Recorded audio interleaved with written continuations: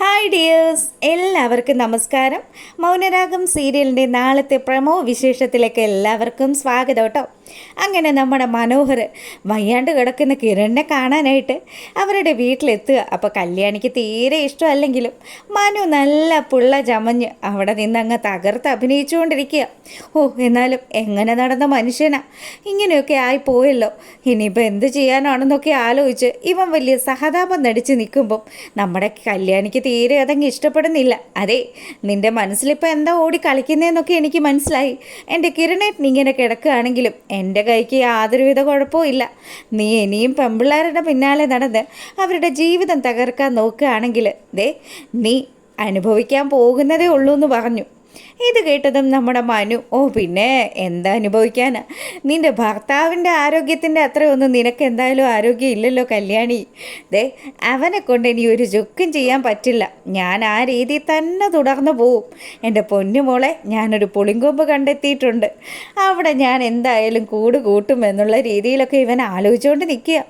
ആ സമയമാണെങ്കിലോ നമ്മുടെ കല്യാണി ചോദിച്ചു, എന്താടാ ഇതിനു വേണ്ടി ആലോചിക്കുന്നത്? പുതിയ ആരെങ്കിലും നിൻ്റെ ചൂണ്ട കുരുങ്ങിയിട്ടുണ്ടോ എന്ന് കല്യാണി ചോദിക്കുക. ഇത് കേട്ടതും നമ്മുടെ മനു, അയ്യോ കല്യാണി, അങ്ങനെയൊന്നും പറയല്ലേ.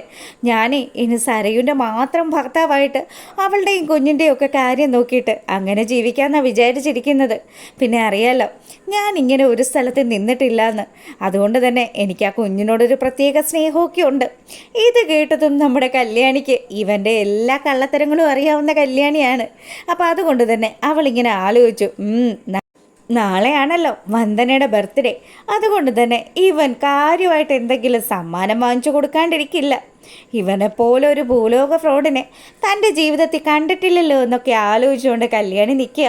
എന്നാൽ പിന്നെ കല്യാണി, ഞാൻ ഇറങ്ങുകയാണ് കേട്ടോ. ഇനി എന്തെങ്കിലും വിവരവും വിശേഷമൊക്കെ തിരക്കാനായിട്ട് ഇടയ്ക്ക് ഞാൻ ഇങ്ങോട്ട് വന്നോളാമെന്ന് പറഞ്ഞു. അത് കേട്ടതും നമ്മുടെ കല്യാണി പറഞ്ഞു, ദയവ് ചെയ്ത് നിങ്ങളുടെ വീട്ടിൽ നിന്ന് ആരും ഇവിടെ വന്നൊരു വിഷയം ഉണ്ടാക്കരുത്. ഇനി ആരും ഇങ്ങോട്ട് സുഖവിവരം അന്വേഷിച്ച് വരണ്ടെന്ന് പറഞ്ഞ് കല്യാണി ദേഷ്യപ്പെട്ട് അവനെ ഇറക്കി വിടുക. പിന്നെ ഇനിയിപ്പോൾ അറിയാവുന്ന കാര്യങ്ങളൊക്കെ അറിഞ്ഞല്ലോ.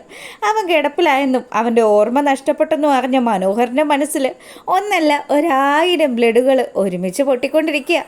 കിരണാണെങ്കിലോ അവൻ പോയ പിന്നാലെ തന്നെ അവൻ്റെ ആ ഒരു കെണിയിൽ വന്ദന കുരുങ്ങിയത് ഓർത്തുള്ള സന്തോഷമായിരിക്കുമല്ലേ അവന്.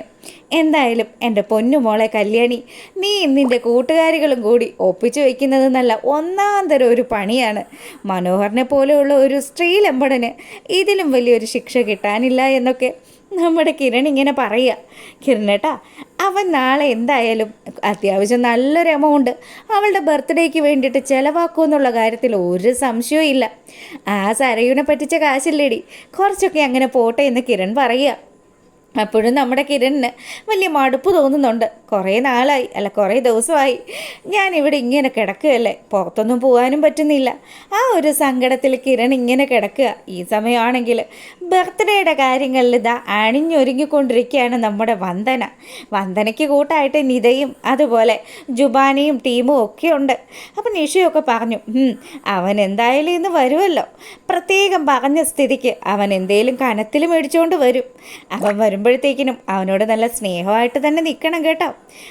അവനെ സ്നേഹിച്ച് ഞാനിപ്പോൾ കൊന്നുകൊണ്ടിരിക്കുകയാണെന്ന് അവൻ അറിയുന്നില്ലല്ലോ എന്ന് വരുൺ അവിടെ വെച്ച് പറയുക. എങ്ങനെയുണ്ട്, ഞാൻ സുന്ദരിയായോ എന്ന് ചോദിക്കുമ്പോൾ വരുണേട്ടൻ സുന്ദരിയാണെന്ന് പറഞ്ഞ് നമ്മുടെ നിത വരുണിനെ കളിയാക്കുകയാണ്. എൻ്റെ മോളെ, നിന്നെയും അതുപോലെ എൻ്റെ പെങ്ങളായിട്ടുള്ള നിഷയും ഒക്കെ അവൻ പറ്റിച്ചത് കൊണ്ട് മാത്രമാണ് എനിക്ക് ഇങ്ങനെയുള്ളൊരു സ്ത്രീവേഷം കെട്ടാൻ തോന്നിയത്. എന്തായാലും അവനെപ്പോലെയുള്ള ഒരുത്തനെ ഞാൻ പൂട്ടിയിരിക്കും. അവന് ഇനി ഒരിക്കലും ഒരു പെണ്ണിനെയും ചതിക്കരുത്, അങ്ങനെ ചതിക്കാനായിട്ട് ഞാൻ സമ്മതിക്കില്ല എന്നൊക്കെ നമ്മുടെ വരുൺ ഇങ്ങനെ പറഞ്ഞുകൊണ്ടിരിക്കുക. അപ്പം നീത പറഞ്ഞു, വരുണേട്ടനെ എൻ്റെ ജീവിതത്തിലേക്ക് കിട്ടിയത് എൻ്റെ മഹാഭാഗ്യമാണെന്ന്. അങ്ങനെ ഇവളുമാരൊക്കെ ആ ഒരു റൂമിൽ നിൽക്കുക. ഈ സമയമാണെങ്കിൽ നമ്മുടെ വന്ദനക്കുട്ടിക്കുള്ള ഗിഫ്റ്റും ഒക്കെ ആയിട്ട് നമ്മുടെ മനോഹർ വന്നിറങ്ങുക. അപ്പം മനുവിനെ കണ്ടതും വരുണിൻ്റെ അച്ഛനും അമ്മയും വലിയ കാര്യത്തിന് ഓടിച്ചെന്നു. വാ മോനെ വാ, മോനും വരാൻ വേണ്ടിയിട്ട് ഞങ്ങൾ വെയിറ്റ് ചെയ്ത് നിൽക്കുകയായിരുന്നു എന്നൊക്കെ പറഞ്ഞ് കുറച്ച് ബിൽഡപ്പൊക്കെ കൊടുത്ത് അവനെ വലിയ കാര്യത്തിന് വിളിച്ചു കൊണ്ടുവന്ന് ആ ഹാളിലങ്ങ് ഇരുത്തിയാണ്.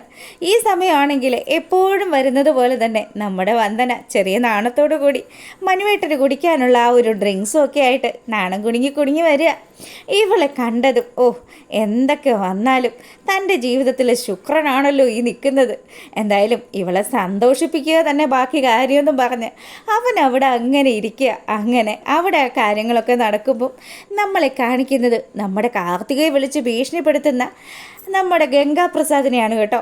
അപ്പം ആള് നല്ല ഒന്നാം തരം ഫ്രോഡാണെന്നുള്ള കാര്യത്തിൽ ഒരു സംശയവും ഇല്ലല്ലോ. നമ്മുടെ കാർത്തികയെ വിളിച്ചതും കാർത്തിക നല്ല ഭയത്തോടു കൂടി തന്നെയാണ് ഫോൺ എടുത്തത്. അവളാണെങ്കിൽ പേടിച്ചിട്ട് ഇവൻ്റെ അടുത്ത് സംസാരിച്ചുകൊണ്ടിരിക്കുമ്പം അവൻ പറഞ്ഞു, അതെ, നിന്നെയും നിൻ്റെ അമ്മയും ഒക്കെ ടാർഗറ്റ് ചെയ്തുകൊണ്ട് ഞാനും എൻ്റെ ആൾക്കാരും ഒക്കെ സദാസമയം നിൻ്റെയൊക്കെ പിന്നാലെ ഉണ്ട്. നീയൊക്കെ എത്രയൊക്കെ ഒളിച്ചുകളി നടത്തിയാലും അതിൽ നിന്നൊന്നും നിനക്കൊന്ന് രക്ഷ നേടാൻ പറ്റില്ല.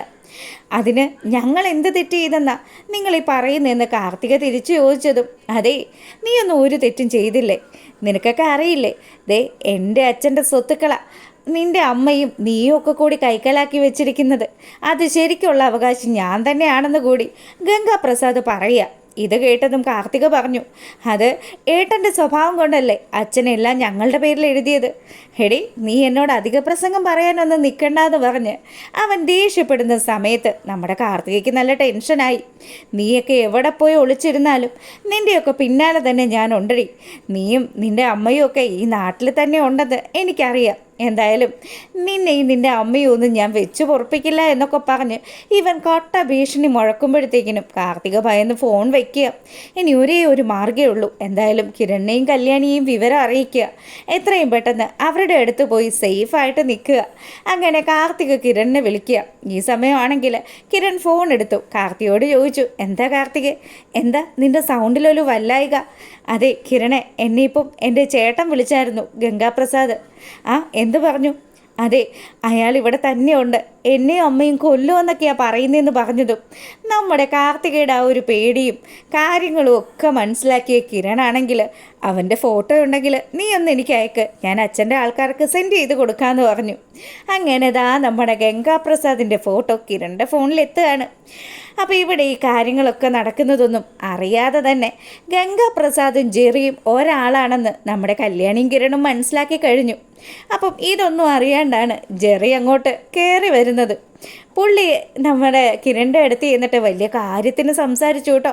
കിരണെ, നീ വിഷമിക്കുമൊന്നും വേണ്ട, കല്യാണിയും വിഷമിക്കുമൊന്നും വേണ്ട, എല്ലാം പെട്ടെന്ന് തന്നെ സുഖമാകുമെന്നൊക്കെ പറഞ്ഞ് ഇവർ സംസാരിച്ചു കൊണ്ട് നിൽക്കുമ്പം കല്യാണി ഒന്നും അറിയാത്തതുപോലെ നമ്മുടെ കാർത്തികയുടെ വിഷയം എടുത്തങ്ങ് അവതരിപ്പിക്കുക.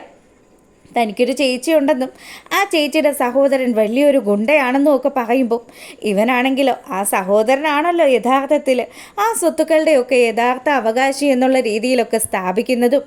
നമ്മുടെ കല്യാണിയും കിരണും ഇവനാണ് ആ സഹോദരനെന്ന് അറിഞ്ഞുകൊണ്ട് തന്നെ അവനെ പൂട്ടാനായിട്ട് തന്നെയുള്ള ആ ഒരു കെണിയാണ് അവിടെ ഒരുക്കിയിരിക്കുന്നതും ഒക്കെയാണ് നാളത്തെ വിശേഷത്തിലുള്ളത്. അപ്പം ഇഷ്ടമായിട്ടുണ്ടെങ്കിൽ ഒന്ന് ലൈക്ക് ചെയ്യണം കേട്ടോ. എല്ലാവർക്കും നല്ലൊരു രാത്രി ആശംസിച്ചുകൊണ്ട് ഇന്നത്തെ വീഡിയോ വൈൻഡപ്പ് ചെയ്യാണ്. അപ്പോൾ ഓക്കെ, ഗുഡ് നൈറ്റ്.